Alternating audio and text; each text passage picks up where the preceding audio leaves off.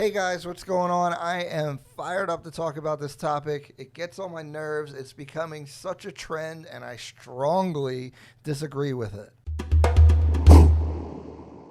And obviously, from the title, I'm talking about multiple offer situations and when agents are requesting the highest and best offer from all the buyers. And basically, when you're selling a house, if you have multiple offers, a lot of times agents are recommending to just tell all the buyers to provide your highest and best offer by a certain date, and you're going to pick the best one. I think that's quite lazy, and I think it results in getting less money most of the time. Maybe it doesn't if the agent's not good at negotiating, but if you're a good negotiator, which as an agent you probably should be, and I think I am, I think you are leaving money on the table, and it's just kind of lazy.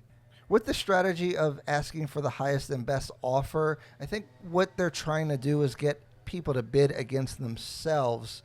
But personally, I think it's better to just do an old school auction style negotiation. So in highest and best situations, if you think about it right, a lot of people aren't just going to give their literal highest and best offer. They're going to do the highest offer that they think you'll take without going too high, basically. Here's another goofy thing about the highest and best offer situation is that it doesn't even mean anything. Because if I have the buyer and they say they took a higher offer, I instantly go back to the listing agent and say, hey, you know what the price was, or is there a price that they would consider taking our offer instead of the one that they just got? And a lot of times the agent will say, yeah, just come up like a couple thousand, and they'll accept it. So like, sure, you lost your highest and best offer as the buyer, and now you just jump back in. Nothing's final until everything's signed. And in New Jersey, you still have 3 days for attorney review. So you have 3 days after the contract's signed to increase your offer. So it doesn't even mean anything. So stop doing that. And I think if you do an actual real negotiation with all the parties, I think you can normally extract even more value there. And as a fiduciary for the homeowner selling their house, it is my job to make sure I maximize what they can sell their house for. If you get an extra $5,000, that means you can, sell your house, do everything you need to do, and then maybe take the extra $5K and take a family vacation. And so these things are really important, and I really believe that it's critical to try to, do the best for your client. Price isn't always the thing that they want, but a lot of times people want the most money possible, and it's my job to get that. So the caveat to this is that we're assuming we're in a seller's market. So the seller has the most leverage in this situation, just like today's market where inventory is low and there's a lot of buyers out there. Most of these buyers have missed out or been outbid on other houses. So we're hoping that when they get to our house and they offer, they've already missed out on some and they're a bit more aggressive because they've learned their lesson. So what I do is, let's say we listed the house at $200,000, which when I list the property, that's what I think it should sell for when I list it. If the house is listed for $200,000 and we get 3 offers, one's maybe at $190, that's the low ball guy, and we get a $195 and we get a $197. I'll go to the guy at $190 and I'll tell him, look, you got to be at least at list price. We have multiple offers. Stop playing. I'll go to the middle person at $195. I'll tell them basically the same thing. You need to come to at least list price, probably a little bit over, because there's a lot of excitement. I'm getting a lot of showings, and there's already multiple offers on the property. So yeah, I'll go up to the guy with the $197 and I say, I really appreciate the offer. We're having a lot of activity. We have a lot of offers. We have a lot of showings, and we've only been on the market. We really, you're going to have to blow our socks off if we're going to accept an offer right now. Even if it was list price, we're going to wait a couple days to see what happens. If you want to knock our socks off, maybe the seller might consider something at 205 or 210 or something like that. So let me know what you want to do.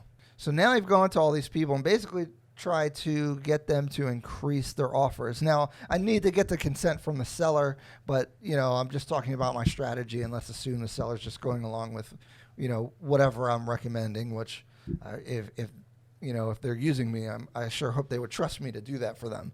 Okay, so now we're in round 2. The lowball guy at 190, he might come to full price, or he might say, "Hey, I'm not getting involved in a bidding situation." It depends on their mentality and all that. So let's just say he comes up, he says, "You know what? I'll do 197. That's the best I can do." All right, whatever.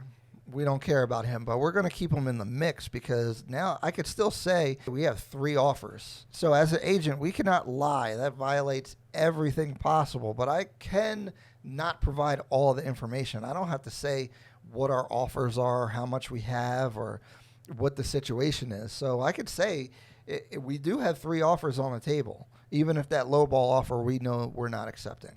Now, the second person who went to 195, they're probably going to come to full price. So the guy at 195 now, he's going to come up to 200,000 because he likes the house and he knows he needs to be a bit aggressive, and he's basically doing what we asked him to do. And then the third person who was at full price, they could say, "Nah, we're just going to stay where we are right now." Or, if they really want the house, they might come up and say, "Look, we'll give you 203,000 if you sign the contract right now," because until everything's signed, nothing is done yet. So they have an incentive to try to get you to lock in your sale and get to an agreement as fast as possible. So yeah, let's assume they said 203 and we'll do it right now. So at this point, the lowball guy is probably out. And now we have the 2 offers. We have the guy who is at 195 who came up to full price because we asked them to. And we have the person at 200,000 who went to 203,000. So now I'm going to go back to the guy at full price and I say, "Look, I have another offer that's above list price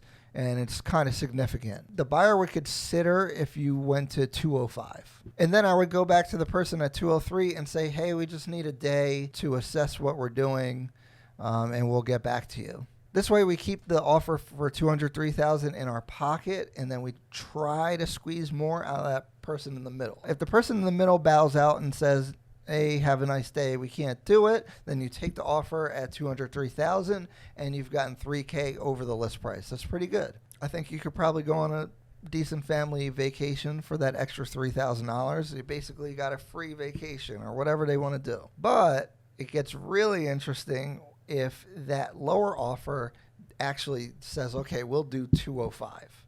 Because at that point, I go to the guy who's at 203 and I say, "Look, we have an offer. It's 205,000. You're going to have to come up above that."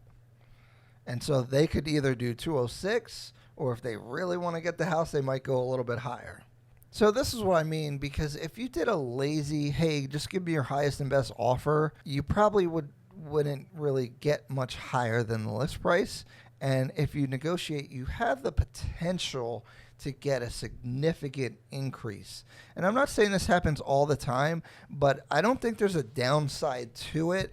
I mean, if you try to get too cute or too aggressive, sure, you can back some people out and then you get left with a lower offer, but that's if you're really bad at it. All my listings recently, I've been killing them, getting way more than we ever expected to get. And I think, I'm really happy when I'm able to do that for a client because it means a lot for people when they're selling their house. Look, I know the strategy is a bit different than what's happening out there in the market, but I do think it's the way to go, and my results definitely stand on their own as far as all the listings that I've had and what I'm able to get out of them as far as a negotiation. All right, guys, that's all I have for today. I'm going to do a video from the buyer's perspective and how to win your bids in these multiple bid situations and how to address the highest and best offer situation. I have some really good strategies for that. I hope this information was helpful. If you have questions, put them in the comments, or you can always reach out to me directly. My information is in the description box. See you guys later.